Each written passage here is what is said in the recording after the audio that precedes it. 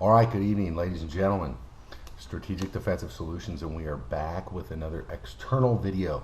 Now, this one's going to be a little different because I think that just about everyone in the world and their mother is pretty familiar with what a Glock pistol is.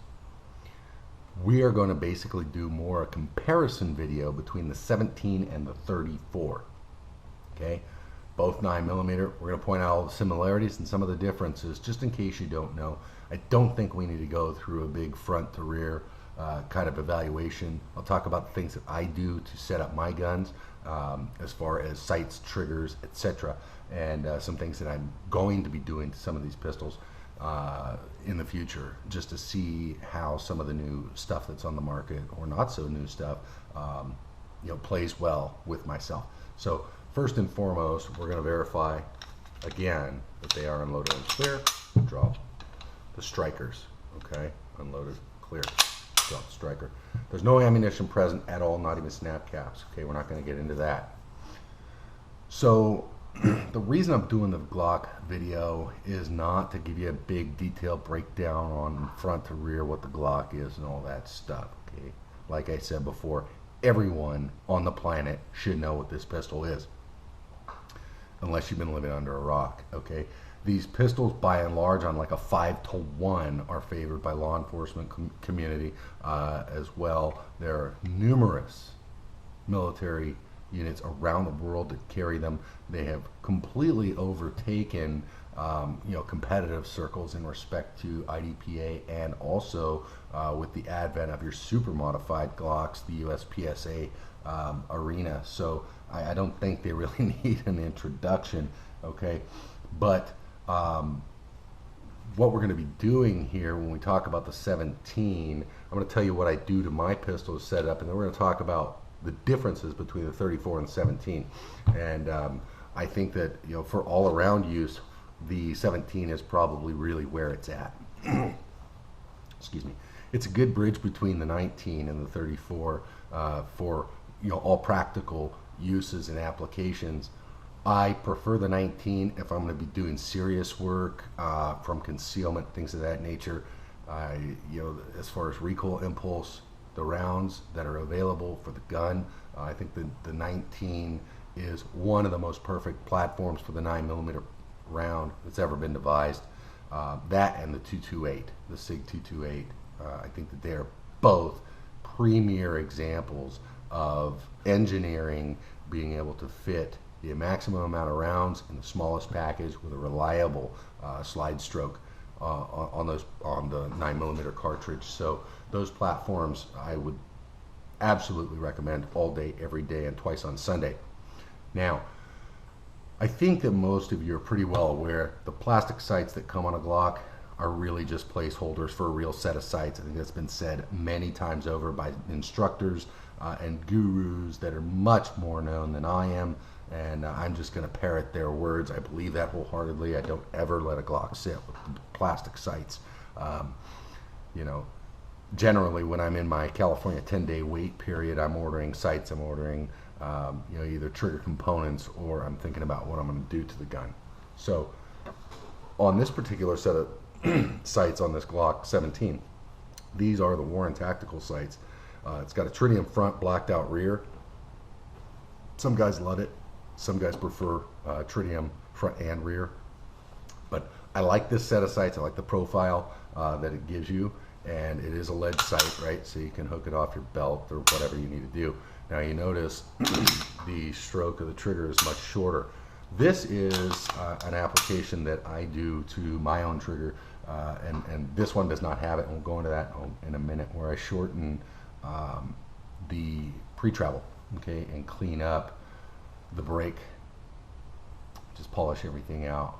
Make it something you can really work with, because the Glock trigger is not the best on the block, but it can be made to be pretty darn good, right? So we take that. You're essentially almost right at the wall there.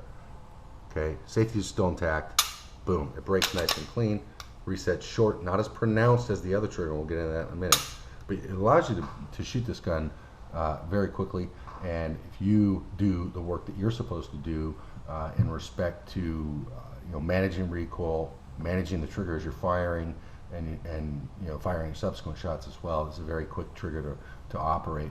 One of the known issues with newer generation Glocks, you know, 4s, as well as some of the newer production 3rd gen Glocks, is an extraction issue with erratic extraction or extraction back into the face.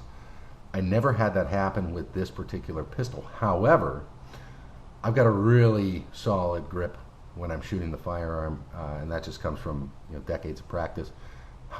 When I would put this gun into the hands of someone who hasn't shot as much, like my son or a female shooter, and they would limp wrist the gun to any degree, they were catching them right in the goggles. Like, they would kick right back into their face. So as a, you know, bedside gun, so to speak, or home defense pistol, you want to make sure that it is not only reliable but safe for anyone that may end up having to get that gun and go to work, you know, in the middle of the night or whatever. So, seeing that it did catch folks other than myself right in the glasses, I went ahead and I ordered the Apex extractor kit. It comes with the extractor and then the spring and all that good stuff, right? So since I installed that kit, I've had a 100% extraction. It kicks them right out to, you know, my right side. I've had my son, who's 11, shoot this pistol, and it kicks him right out for him. He's not had any issues while shooting with ejection or extraction and spent cartridges. So that's a go-to piece.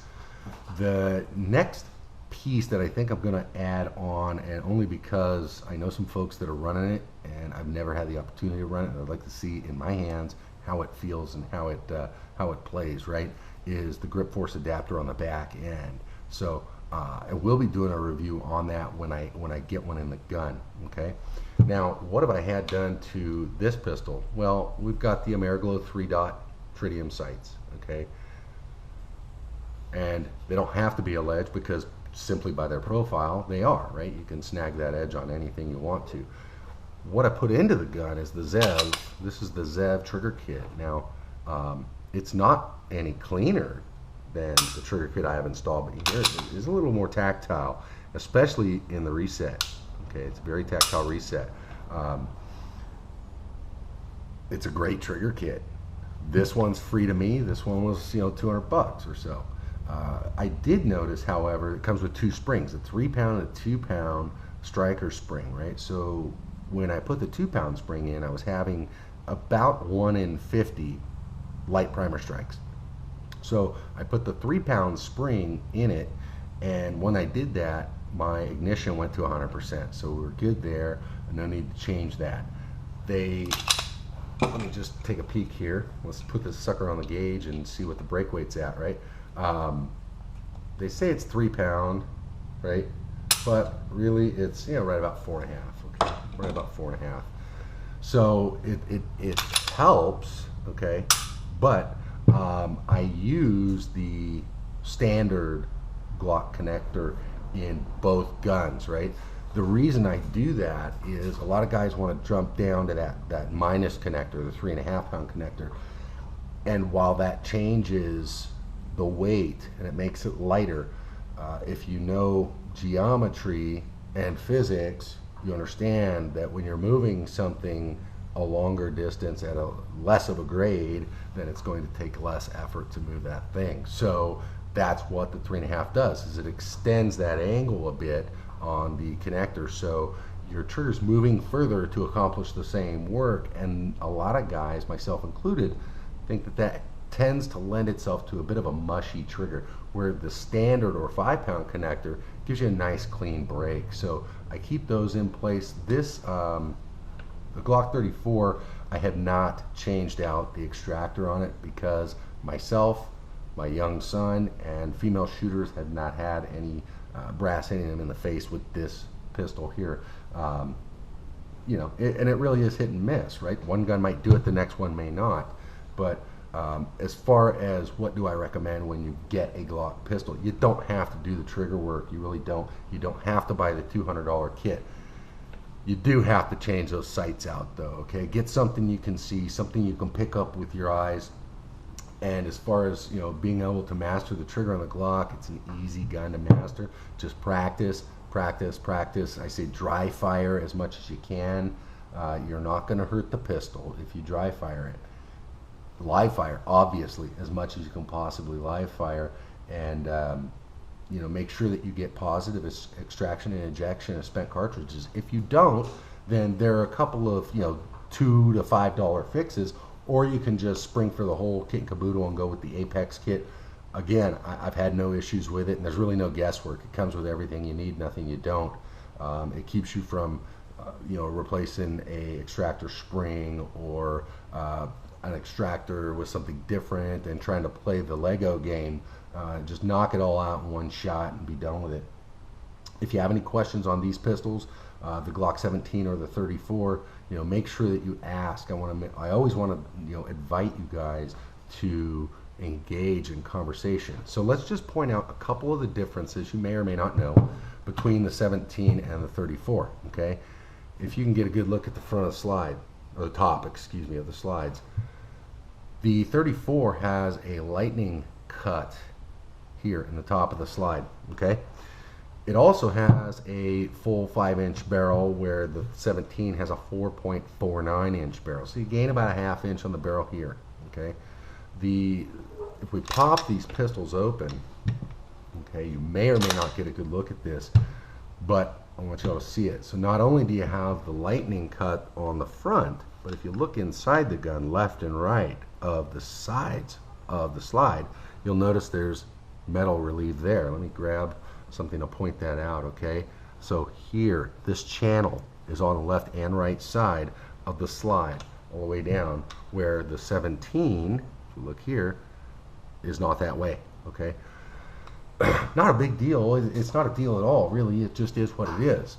Also, if you notice, the slide stop has a ledge on the 34, whereas on the 17 it is the traditional flat slide stop. The magazine release on the 17 is of standard configuration. It's not extended, while on the 34 you can see that it is a bit extended. And then the 34 comes stock with that minus connector that we talked about, but I do switch that out for the standard connector.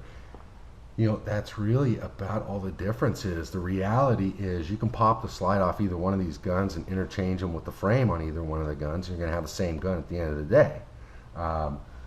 So the frames are precisely the same. They're exactly the same frame. There is absolutely no difference in the frame. There's no difference in the internal components of the firearms, with exception of the connector. And then the only real differences are barrel length and the slide machine work that has been done from Glock. The 34 comes with plastic adjustable sights, but they still are junk, just like the rest of the Glock sights. Okay, I like them. I shoot them. Some of you guys are going to chastise me because I'm traditionally a 1911 guy, and that's okay, right? I shoot them out of necessity. It is so commonplace that if we're teaching a class, the majority of the student base is going to be having a Glock on them, so it only makes sense to have it and shoot it with them, right? You go compete, again, same thing. This 34 is my IDPA pistol for SSP right now. You know, that's dependent upon which way the sun shines and the wind blows. So I kind of change my guns often because I'm, you know, always on the lookout for the bigger, brighter bulb, so to speak. So again, if you have any questions, make sure that you ask them. Engage in conversations across Facebook and YouTube. Go to the Strategic Defensive Solutions page on Facebook as well as YouTube, and like, share, and comment. Talk to you later. Have a great day.